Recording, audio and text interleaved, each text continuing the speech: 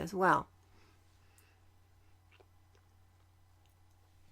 Years later, retired Willingboro officer Michael D'Ello launched his own investigation with two retired Burlington City detectives who worked on the initial case, Jack McBride and Leonard Burr, and came up with another theory after reading her diary, which contained several passages about her being bullied.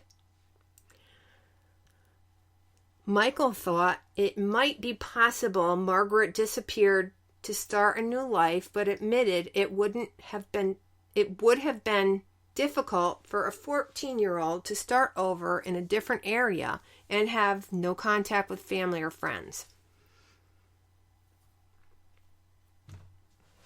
Years passed and eventually decades.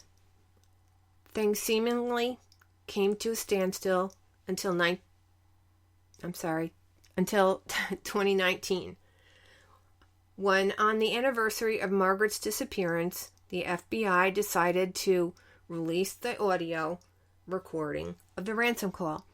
Many people thought it was bizarre that the investigators didn't release the call when the case was still fresh, but according to them, it wasn't possible because modern technology used to enhance audio wasn't really relevant at that point. $10,000 might be a lot of bread, but your daughter's life is the butter topping. Who is it?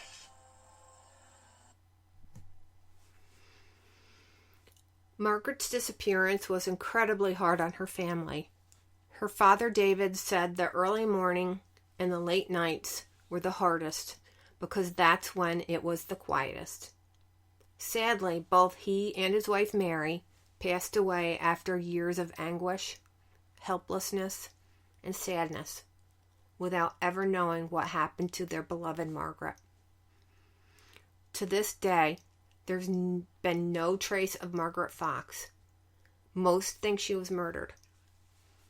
The FBI is currently offering a reward of $25,000 for information leading to the arrest in the disappearance of Margaret Fox. It's difficult to say if this is too little too late, or if the recording even matters at all. Remember, it's unclear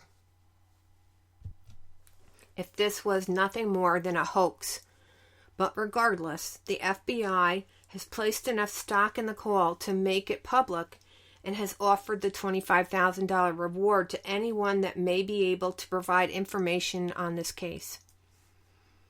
The release was accompanied by an age progression photo to approximate what Margaret would look like today, which I'll be posting on our social media and webpage. Margaret's date of birth is February 4th, 1960. At the time of her disappearance, she had brown hair, blue eyes, and freckles. Margaret stood 5'2" and weighed 105 pounds. Two of Margaret's front top right teeth were missing, and she wore eyeglasses at times. She was last seen wearing jeans with a yellow patch on the knee, a blue or flowered blouse, a white and black checkered jacket, and brown sandals. She was wearing a gold necklace with flowers and a blue stone, and a gold charm bracelet with a blue stone. Margaret was carrying an eyeglass case with a huckleberry hound design on it. If you think you have any information that would help solve this case, please contact your local FBI office, the nearest American embassy or consulate, or call the Burlington City Police at 609-386-3300.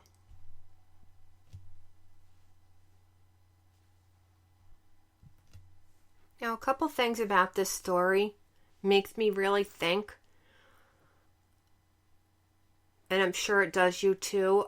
I'm wondering and really hoping that people nowadays do not allow their child to go babysit for somebody that they have no idea where they live or their home address or their phone number.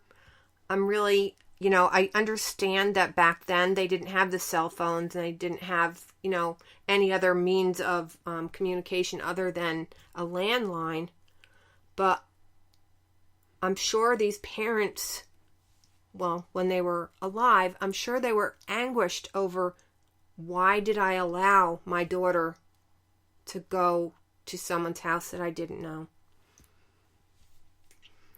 And then to have the father, driving all over South Jersey looking for his daughter, it's heartbreaking to even think about that. I mean, what these parents gone through, and they never got any kind of, resolution. They, whether she's passed away or she's still alive, there was no rest for these parents. There's no ending for this. They never got their peace of mind. I just really wish that they had called the police before they did their own search. Maybe, I know I'm actually grasping at straws here, but I'm thinking that maybe if they had been able to contact the police sooner, that would have given them that much more of a chance to, find her. And then the ransom call, he seemed to be between 35 and 45. People's voices don't always match their age. So, even then, you can't put any stock into that call. Then it also makes me think, what kind of job did the father have? I couldn't find any information on that. And I'm wondering, was this a planned abduction for these girls, or was this just like a random thing? Because if it was planned and this guy didn't even have a high-paying job, they're kind of grasping for straws money-wise. Or, I just don't know. It happened so long ago, you can't even really call anybody to find out, what information they actually have. And then this whole SLA group. Now, they're the ones that abducted Patty Hearst, and they brainwashed her into thinking that everyone else was wrong and this group was, right, and they were okay to do the things that they did and robbing banks and everything. So, it's very sad to think that this young girl was setting off to go babysitting just to make a little money for her summer, to spend it like an independent woman, so to speak. And her life just stopped along with her parents and her siblings. Just very sad. Another thing that really bothered me was the officer D'Elso. He had launched his own investigation on Margaret since he's retired and everything, so he decided to do this all on his own.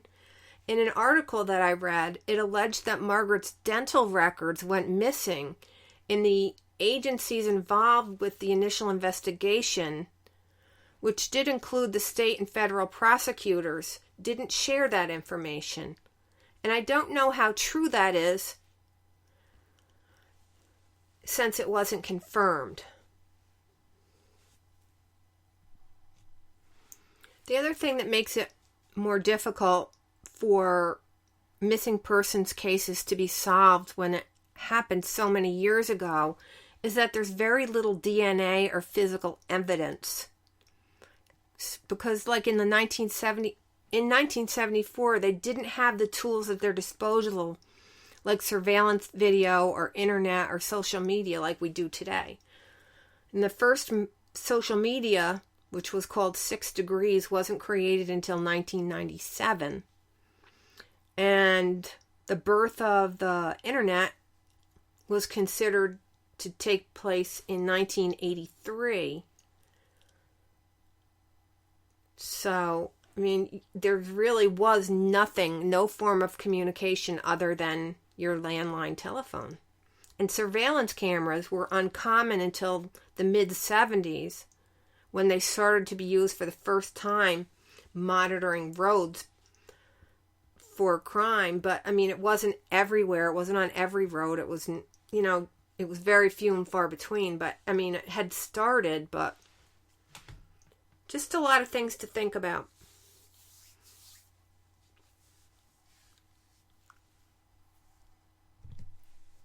So once again, if you think you have any information that would help solve this case, please contact your local FBI office or the nearest American embassy or consulate, or call the Burlington City Police at 609-386-3300.